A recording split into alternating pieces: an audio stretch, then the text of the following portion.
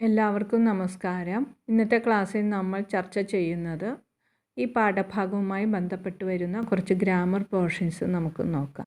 Noun എന്താണെന്ന് നമുക്ക് എല്ലാവർക്കും അറിയാം അല്ലേ? A noun is the name of a person, animal, place or thing. All names or naming words are nouns. ഇനി ഇതിന് എക്സാമ്പിൾസ് നോക്കാം. People, father, mother, teacher, friend. Places, school, home, park, beach. Animals, dog, cat, elephant, rat. Things, chair, car, bag, book. ഇതെല്ലാം nouns ആണ്. A noun is the name of a person, animal, place or thing. ഈ example കണ്ടതോടുകൂടി നിങ്ങൾക്ക് clear ആയി കാണുമല്ലോ. There are two types of nouns, common noun and proper noun. Common nouns are general, not special. Proper nouns are special, always using capital letter. അപ്പോൾ എന്താണ് general, എന്താണ് special എന്ന് നമുക്കൊന്ന് നോക്കാം. ഉദാഹരണം കാണിക്കുമ്പോൾ നിങ്ങൾക്കത് മനസ്സിലാകും. കോമൺ നൗൺ മന്ത്, മാസം എന്ന് പറയുന്ന ഒരു കോമൺ നൗണാണ്. പ്രോപ്പർ നൗൺ എന്ന് പറയുമ്പോൾ അത് സ്പെസിഫിക് ആണ്. ഏതാണ് മന്തിൽ? ജാനുവരി. അപ്പോൾ അത് ജെ ക്യാപിറ്റൽ ലെറ്ററിൽ തുടങ്ങുന്നു. കോമൺ നൗൺ എന്ന് പറയുന്നത് ബുക്ക് ധാരാളം ബുക്കുകളുണ്ട് അല്ലേ? സ്പെസിഫിക് ആയിട്ടൊരു ബുക്ക് എടുത്ത് പറയുന്നു. APJ അബ്ദുൽ കലാമിൻ്റെ വിങ്സ് ഓഫ് ഫയർ എന്ന ബുക്ക് എടുത്ത് പറയുന്നു. അപ്പോൾ ആ സ്പെഷ്യൽ കണ്ടോ? അപ്പോൾ എപ്പോഴും സ്റ്റാർട്ട് ചെയ്യുന്നത് ക്യാപിറ്റൽ ലെറ്ററിലായിരിക്കും. പിന്നെ സ്പെഷ്യലായിട്ട് ആ ബുക്കിനെ എടുത്ത് പറയുന്നു. അങ്ങനെയുള്ളതാണ് പ്രോപ്പർ നൗൺ. ഇനി കോണ്ടിനെൻറ്റ് നമുക്കറിയാം, 7 കോണ്ടിനെൻ്റ് ഉണ്ട് അല്ലേ? അത് കോമൺ നൗണാണ്. കോണ്ടിനെൻ്റ് എന്ന വാക്ക് കോമൺ നൗണാണ്. പക്ഷേ പ്രോപ്പർ നൗൺ എന്ന് പറയുമ്പോൾ അത് സ്പെസിഫിക് ആണ്. ഏത്? ഏഷ്യയെ സ്പെസിഫിക് ആയിട്ട് പറയുന്നു. അപ്പോൾ എ ക്യാപിറ്റൽ ലെറ്ററിൽ തുടങ്ങുന്നു. ഇനി ഇതുമായിട്ട് ബന്ധപ്പെട്ട കുറച്ച് കാര്യങ്ങൾ നമുക്ക് പരിചയപ്പെടാം. നമ്മളിവിടെ നെയിമിംഗ് വേർഡ്സും ഡിസ്ക്രൈബിംഗ് വേർഡ്സും പരിചയപ്പെടണം. നമ്മുടെ ഈ യൂണിറ്റുമായിട്ട് ബന്ധപ്പെട്ട് നെയിമിംഗ് വേർഡ്സ് വരുന്നുണ്ട്. നെയിമിംഗ് വേർഡ്സ് എന്ന് പറയുന്നത് എന്താണ്? നൗൺ തന്നെയാണ്. ഡിസ്ക്രൈബിംഗ് വേർഡ്സ് എന്താണ്? Describing words adjectives, words that describe the quality of a person, animal, place or thing are called adjectives. അതായത് നൗൺ എന്ന് പറയുന്നത് name of a person, animal, place or thing ആണെന്ന് നമ്മൾ പഠിച്ചു. ഇനിയും അതിനെ ഡിസ്ക്രൈബ് ചെയ്യുന്നത്, നൗണിനെ ഡിസ്ക്രൈബ് ചെയ്യുന്ന വാക്ക് ഏതാണോ അതാണ് അഡ്ജക്റ്റീവ്സ്. എക്സാമ്പിൾ കാണുമ്പോൾ നിങ്ങൾക്ക് കൂടുതൽ ക്ലിയർ ആവും. Smart boy. ഇപ്പോൾ ഇവിടെ നോക്കുക, ബോയ് എന്ന് പറയുന്നത് നൗണാണ്. അതിനെ ഡിസ്ക്രൈബ് ചെയ്യുന്നു. ആ ബോയ് എന്ന നൗണിനെ ഡിസ്ക്രൈബ് ചെയ്യുന്നു. എന്താണ്? Smart boy. അപ്പോൾ സ്മാർട്ട് എന്ന് പറയുന്നത് അഡ്ജക്റ്റീവാണ്. അപ്പോൾ ഇവിടെ അത് ഏതാണ്? ഡിസ്ക്രൈബിങ് വേർഡാണ്. അപ്പോൾ നൗണിനെ ഡിസ്ക്രൈബ് ചെയ്യുന്ന വാക്ക് ഏതാണോ അതാണ് ഡിസ്ക്രൈബിങ് വേർഡ്സ്. അപ്പോൾ ഇവിടെ ഡിസ്ക്രൈബിംഗ് വേർഡ്സ് എന്ന് പറയുന്നത് തന്നെയാണ് അഡ്ജക്റ്റീവ്സ്. ഇവിടെ നോക്കുക, അടുത്തത് എക്സാമ്പിൾ നോക്കുക. ഗ്രീൻ പാരറ്റ് നൗണാണ്. അപ്പോൾ അതിനെ ഡിസ്ക്രൈബ് ചെയ്യുന്നു. എന്താണ്? വിശേഷണ പദം ഏതാണ്? ഗ്രീനാണ്. പച്ച തത്ത. അപ്പോൾ അവിടെ വിശേഷണ പദം ഗ്രീനാണ്. അപ്പോൾ ഈ ഗ്രീൻ എന്താണ്? അഡ്ജക്റ്റീവാണ്. അഡ്ജക്റ്റീവ് എന്ന് പറയുന്നത് തന്നെയാണ് ഡിസ്ക്രൈബിംഗ് വേർഡ്, നൗണിനെ ഡിസ്ക്രൈബ് ചെയ്യുന്ന വേർഡ്. അതുപോലെ തന്നെ നോക്കുക, ബിഗ് റൂം നൗണാണ്. അതിനെ ഡിസ്ക്രൈബ് ചെയ്യുന്നു ബിഗ്. അപ്പോൾ ഡിസ്ക്രൈബിംഗ് വേർഡ് അല്ലെങ്കിൽ അഡ്ജക്റ്റീവ് ബിഗ്. റൗണ്ട് ബോൾ എന്ന് പറയുന്നത് നൗണാണ്. അതിനെ ഡിസ്ക്രൈബ് ചെയ്യുന്നത് എന്താണ്? റൗണ്ട് ബോൾ എന്നാണ്.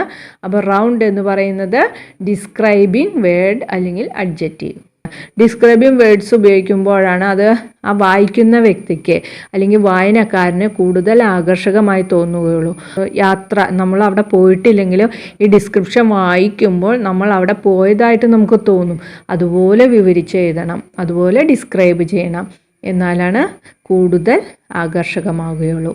Adjectives also describes how someone or something looks, tastes, feels, smells or sounds like. അതിന് എക്സാമ്പിൾസ് നോക്കുമ്പോൾ നിങ്ങൾക്ക് കൂടുതൽ കാര്യങ്ങൾ മനസ്സിലാകും. ഇവിടെ നോക്കുക, എക്സാമ്പിൾ നോക്കുക. Beautiful girl.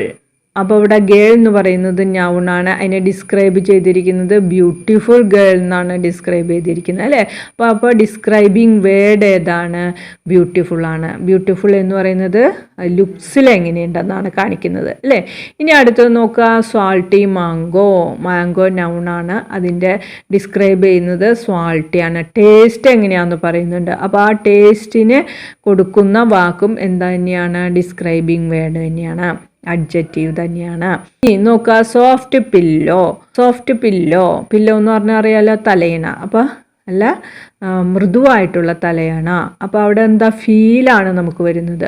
പില്ലോയെ എങ്ങനെ നമ്മൾ ഡിസ്ക്രൈബ് ചെയ്യുന്നു? Soft pillow. അപ്പോൾ അവിടെ സോഫ്റ്റ് എന്ന് പറയുന്നത് ഫീലിനെയാണ് ഡിസ്ക്രൈബ് ചെയ്യുന്നത് അല്ലേ. അപ്പോൾ അടുത്ത് നോക്കുക, ഫ്രഷ് ഫ്രാഗ്രൻസ്. ഫ്രാഗ്രൻസ് എന്ന് വെച്ചാൽ സുഗന്ധം, നല്ല സുഗന്ധം അല്ലേ. അപ്പോൾ അവിടെ ഫ്രഷ് എന്ന് ഉദ്ദേശിക്കുന്നത് എന്തിനെയാണ്? ഫ്രാഗ്രൻസിനെയാണ് ഡിസ്ക്രൈബ് ചെയ്യുന്നത്. അപ്പോൾ ഇവിടെ നോക്കുക, ഇങ്ങനെ വരുന്ന വാക്കുകളും ഡിസ്ക്രൈബിങ് വേർഡ് തന്നെയാണ്. നൗണിനെ ഡിസ്ക്രൈബ് ചെയ്യുന്ന വേർഡ്സ് ഏതാണോ അത് തന്നെയാണ് ഇവിടെയും വന്നിരിക്കുന്നത്. അപ്പോൾ ഇങ്ങനെയും വന്നാലും ഈ വാക്കുകൾ, അതായത് ലുക്സ്, ടേസ്റ്റ്, ഫീൽ, ഫ്രാഗ്രൻസ്, ഇതൊക്കെ ഡിസ്ക്രൈബ് ചെയ്താലും ആ വേർഡ് ഡിസ്ക്രൈബിങ് വേർഡാണ്, അഡ്ജക്റ്റീവാണ്. അത് പ്രത്യേകം ശ്രദ്ധിക്കുക. ഒരു സെൻറ്റൻസ് ഇവിടെ എഴുതിയിട്ടുണ്ട്, ദ കാർ ഈസ് റെഡ്. അപ്പോൾ ഇവിടെ കാർ എന്ന് പറയുന്നത് നൗണാണ്. അതിൻ്റെ ഡിസ്ക്രൈബിങ് വേർഡ് അല്ലെങ്കിൽ അഡ്ജക്റ്റീവ് എന്ന് പറയുന്നത് ഏതാണ്? റെഡാണ്. ഒരു സെൻറ്റൻസ് തന്നു കഴിഞ്ഞാൽ നൗണും അഡ്ജക്റ്റീവും ഏതാണെന്ന് തിരിച്ചറിയണം. ഇനി അടുത്ത ഉദാഹരണം നോക്കാം, ഷീ ഹാസ് 6 പെൻ. അപ്പോൾ അവിടെ പെൻ എന്നുള്ളതാണ് നൗൺ, തിങ്ങിനെയാണ് പറയുന്നത് അല്ലേ. പെൻ എന്ന് പറയുന്നത് നൗണാണ്. അതിനെ വിശേഷിപ്പിക്കുന്നു ഏത് വെച്ചാണ്? 6 പെൻ, നമ്പർ വെച്ചാണ് വിശേഷിപ്പിക്കുന്നത്. അപ്പോൾ അവിടെ അഡ്ജക്റ്റീവ് ഏതാണ്? 6 എന്നുള്ളതാണ്. പെൻ എന്ന് പറയുന്നത് നൗണാണ്. അപ്പോൾ നൗണിനെ വിശേഷിപ്പിക്കുന്ന വേർഡ്സ് ഏതൊക്കെയാണോ അതാണ് ഡിസ്ക്രൈബിങ് വേർഡ്സ്. അതിൻ്റെ കൂട്ടത്തിൽ തന്നെ നമുക്ക് വേറൊരു കാര്യം കൂടി പരിചയപ്പെടാം, വെർബ്സ്. വെർബ്സ് എന്താണെന്ന് അറിയാമല്ലോ, ഡിസ്ക്രൈബ് ആക്ഷൻ വേർഡ്സ്. അപ്പോൾ ആഡ് വെർബ്സ് എന്ന് പറഞ്ഞാൽ describe when, where or how an action happens. അതാണ് ആഡ് വെർബ്സ്. അതായത് വെർബിനെ വിശേഷിപ്പിക്കുന്നതാണ് ആഡ് വെർബ്സ്. എങ്ങനെ വിശേഷിപ്പിക്കണം? വെൻ, വെയർ, ഹൗ ഇങ്ങനെയുള്ള കാര്യങ്ങൾ, അത് ക്രിയ എപ്പോൾ, എവിടെ, എങ്ങനെ നടന്നു എന്ന് വിശേഷിപ്പിക്കുന്നതാണ് ആഡ് വെർബ്. പ്രവൃത്തി എന്താണ്? അതാണ് വെർബ് അല്ലേ. ഡിസ്ക്രൈബ് ആക്ഷൻ വേർഡ്സ് എന്ന് വെച്ചാൽ എന്താണ്? പ്രവൃത്തിയാണ് അവിടെ വെർബ്. അപ്പോൾ ഈ വെർബ് എപ്പോൾ, എങ്ങനെ, എവിടെ എന്ന് വിശേഷിപ്പിക്കുന്നതാണ് ആഡ് വെർബ്സ്. എക്സാമ്പിൾ നമുക്ക് നോക്കാം. നോക്കാം, ഒന്നാമത്തെ example, go and play outside. Play എന്ന് പറയുന്നതാണ്, കളിക്കുക എന്ന് പറയുന്നതാണ് അവിടെ വെർബ്, ക്രിയ. അപ്പോൾ outside, go and play outside, എവിടെ എന്ന് വന്നു അല്ലേ. എവിടെ കളിക്കണം? ഔട്ട്സൈഡിൽ. അപ്പോൾ describe where an action happens. അപ്പോൾ അവിടെ എന്ത് വരും? ഔട്ട്സൈഡ് ആഡ് വെർബ് വരും. I studied yesterday. അപ്പോൾ അവിടെ സ്റ്റഡീഡ്, ഞാൻ ഇന്നലെ പഠിച്ചു എന്നാണ്. അപ്പോൾ വെർബ് സ്റ്റഡീഡ്. അത് എപ്പോൾ പഠിച്ചു? എപ്പോൾ പഠിച്ചു? ഇന്നലെ. അപ്പോൾ അവിടെ ഡിസ്ക്രൈബ് ചെയ്യുന്ന describe when and action happens. എപ്പോഴാണ് ഈ പ്രവൃത്തി ചെയ്തത് എന്ന് വിശേഷിപ്പിക്കുന്നു, എന്ന് ഡിസ്ക്രൈബ് ചെയ്യുന്നു. അപ്പോൾ യെസ്റ്റർഡേ അതെന്തായിട്ട് വരും? ആഡ് വെർബായിട്ട് വരും. ഇനി അടുത്തത്, ദ ബേബി സ്ലെപ്റ്റ് പീസ്ഫുള്ളി. അപ്പോൾ ക്രിയ സ്ലെപ്റ്റ് ആണ് അല്ലേ. അപ്പോൾ അവിടെ എങ്ങനെ ഉറങ്ങി? Describe how an action peacefully. അപ്പോൾ പീസ്ഫുള്ളി എന്ന് പറയുന്നത് എന്താണ്? ആഡ് വെർബാണ്. അപ്പോൾ വെർബിനെ വിശേഷിപ്പിക്കുന്ന വേർഡ് ഏതാണോ അത് ആഡ് വെർബ്. അപ്പോൾ എങ്ങനെയൊക്കെയാണ് വിശേഷിപ്പിക്കേണ്ടത്? How, where, when an action. എപ്പോൾ, എങ്ങനെ, എവിടെയാണ് ആ പ്രവൃത്തി ചെയ്തത്, ആ വിശേഷിപ്പിക്കുന്ന പദങ്ങളാണ് ആഡ് വെർബ് എന്ന് പറയുന്നത്. ഇനി രണ്ടും കൂടി ഉൾപ്പെടുന്ന ഒരു സെൻറ്റൻസ് നമുക്ക് നോക്കാം. Joy gently held the tiny chick. Held, പിടിച്ചു എന്നുള്ളത് ക്രിയയാണ്. എങ്ങനെ പിടിച്ചു? ജെന്റ്ലി. അപ്പോൾ ഹെൽഡ് എന്ന് പറയുന്നത് വെർബും ജെന്റ്ലി എന്ന് പറയുന്നത് ആഡ് വെർബും. ഇനി അടുത്തത് നോക്കാം, ചിക്ക്. ചിക്ക് എന്ന് പറയുന്നത് നൗണാണ്. ടൈനി ചിക്ക്, ചെറുതാണ് അല്ലേ, ചെറിയ കോഴിക്കുഞ്ഞാണ്. അപ്പോൾ ടൈനി എന്നുള്ളതാണ് അവിടെ നൗണിനെ ഡിസ്ക്രൈബ് ചെയ്യുന്നത്. അപ്പോൾ അതെന്ത് വരും? അഡ്ജക്റ്റീവ് വരും. ടൈനി എന്നുള്ളത് അഡ്ജക്റ്റീവാണ് അല്ലെങ്കിൽ ഡിസ്ക്രൈബിങ് വേർഡാണ്. ഇനി നോക്കുക, പ്രിപ്പോസിഷൻ നമുക്ക് പഠിക്കാനുണ്ട്. പ്രിപ്പോസിഷൻ എന്താണെന്നുള്ളത് 6ാം ക്ലാസ്സിൽ നമ്മൾ പഠിച്ചു കഴിഞ്ഞതാണ് അല്ലേ. A preposition is a word or group of words used before a noun, pronoun or noun phrase to show direction, time, place, location, spatial relationships or to introduce an object. അപ്പോൾ ഇവിടെ എന്താണ് preposition എന്നുള്ളത് നമുക്കിവിടെ മനസ്സിലാകുന്നുണ്ട്. എന്താണ് preposition? ഒരു നൗണിൻ്റെയോ പ്രോനൗണിൻ്റെയോ പിന്നിൽ സമയം, സ്ഥാനം, സ്ഥലം എന്നിവ സൂചിപ്പിക്കുന്നതിനോ നൗണിനെയും പ്രോനൗണിനെയും മാത്രമായി ബന്ധിപ്പിക്കുക തന്നെയല്ല ചെയ്യുന്നത്. കൂടാതെ ഡിസ്ക്രൈബിംഗ് വേർഡ്സ്, ക്രിയകൾ, വെർബ്സുകൾ ഇവയൊക്കെ തമ്മിൽ ബന്ധിപ്പിക്കുന്നതിന് നാം ഉപയോഗിക്കുന്ന വാക്കാണ് പ്രിപ്പോസിഷൻ. അത് നമുക്ക് കൂടുതൽ ഉദാഹരണങ്ങളിലൂടെ മനസ്സിലാക്കാം. ഇവിടെ ശ്രദ്ധിക്കുക, ടീച്ചർ ഇവിടെ ഒരു ചിത്രം കാണിച്ചിട്ടുണ്ട്. ഈ ചിത്രത്തിൽ പ്രിപ്പോസിഷൻ എങ്ങനെ ഉപയോഗിക്കേണ്ടതെന്നുള്ളത് നമുക്ക് മനസ്സിലാകും. ഇവിടെ ഒരു ബാസ്ക്കറ്റും ബോളുമാണ് തന്നിരിക്കുന്നത്. അതിനകത്ത് പല പൊസിഷനുകളിൽ ഈ ബോക്സും ബോളും വച്ചിരിക്കുന്നു. അപ്പോൾ അതിനനുസരിച്ച് എങ്ങനെ പ്രിപ്പോസിഷൻ ഉപയോഗിക്കുന്നതെന്ന് ഈ ചിത്രം കണ്ടു കഴിഞ്ഞാൽ നിങ്ങൾക്ക് മനസ്സിലാവും. നമ്മൾ സാധാരണ ഉപയോഗിക്കുന്ന കോമൺ പ്രിപ്പോസിഷൻസ് ആണ് in, on, under, next to, behind, in front of, between എന്നുള്ളത്. അപ്പോൾ ഇവിടെ നോക്കുക എങ്ങനെയാണ് ആ പ്രിപ്പോസിഷൻ ഉപയോഗിക്കേണ്ടത്. ഇൻ എന്ന് പറയുമ്പോൾ ബോക്സിൻ്റെ ഉള്ളിൽ ബോൾ ഇരിക്കുന്നു, ഇൻ ദ ബോക്സ്. ഇനി നോക്കിയേ, ബോക്സിന്റെ മുകളിലാണ് ഇരിക്കുന്നത്. അപ്പോൾ നമ്മൾ ഉപയോഗിക്കുന്ന പ്രിപ്പോസിഷൻ ഓൺ ദി ബോക്സ്. ഇനി ബോക്സിന്റെ അടിയിലാണ് ബോൾ ഇരിക്കുന്നത്, അപ്പോൾ അണ്ടർ ദി ബോക്സ്. ഇനി നെക്സ്റ്റ് ടു, ബോക്സിന്റെ അടുത്ത്, നെക്സ്റ്റ് ടു ബോക്സ്. ബോൾ ഇരിക്കുന്നത് എവിടെയാണ്? ബോക്സിന്റെ അടുത്ത്, അപ്പോൾ നെക്സ്റ്റ് ടു ബോക്സ്. ഇനി നോക്കുക, ആ ബോക്സിന്റെ പുറകിലാണ് ബോൾ ഇരിക്കുന്നത്, അപ്പോൾ എന്താണ്? Behind the box. ബോക്സിന് പുറകിൽ, ബിഹൈൻഡ് ദി ബോക്സ്. ഇനി ബോക്സിന്റെ ഫ്രണ്ടിലാണ് ബോൾ ഇരിക്കുന്നത്, അപ്പൊ എന്ത് എഴുതണം? In front of the box. ഇനി രണ്ട് ബോക്സുകൾക്ക് ഇടയിലാണ് ബോൾ ഇരിക്കുന്നതെങ്കിൽ ഏത് പ്രിപ്പോസിഷൻ ഉപയോഗിക്കണം? ബിറ്റ്വീൻ. അപ്പം നമ്മൾ സാധാരണ ഉപയോഗിക്കുന്ന കോമൺ പ്രിപ്പോസിഷൻസ് എങ്ങനെ ഉപയോഗിക്കേണ്ടത് മനസ്സിലായല്ലോ. ഈ ചിത്രം കാണുമ്പോൾ നിങ്ങൾക്ക് കൂടുതൽ വ്യക്തമാകും. ഇനി അടുത്തത് നോക്കുക, വേറൊരു ചിത്രം ടീച്ചർ ഇവിടെ കാണിച്ചിട്ടുണ്ട്. ഇത് ആപ്പിൾ ആണ്. നോക്കുക, on the box, in the box, next to. Next ടുവിന് വേറൊരു പ്രിപ്പോസിഷനും കൂടി നമുക്ക് ഉപയോഗിക്കാം. ഏതാണ്? Beside, in front of the box, behind the box, between the boxes, under the box, through the box. നോക്കുക, ത്രൂ എന്നുള്ള ഒരു പ്രിപ്പോസിഷൻ അവിടെ വന്നിട്ടുണ്ട്. ഏതാണ്? ബോക്സിന്റെ ഉള്ളിലൂടെ, അപ്പോൾ ത്രൂ ദ ബോക്സ്. ഇനി ചുറ്റിനും ഇരിക്കുകയാണ്, ബോക്സിന് ചുറ്റിനും ആപ്പിളുകൾ ഇരിക്കുന്നുണ്ട്, അപ്പോൾ അറൗണ്ട് ദി ബോക്സ്. അപ്പോൾ പ്രിപ്പോസിഷൻസ് പല രീതിയിൽ ഉപയോഗിക്കുന്നു നോക്കുക. ഈ ചിത്രങ്ങൾ കാണിക്കുമ്പോൾ നിങ്ങൾക്ക് കൂടുതൽ ആശയവ്യക്തതയുണ്ടാകും.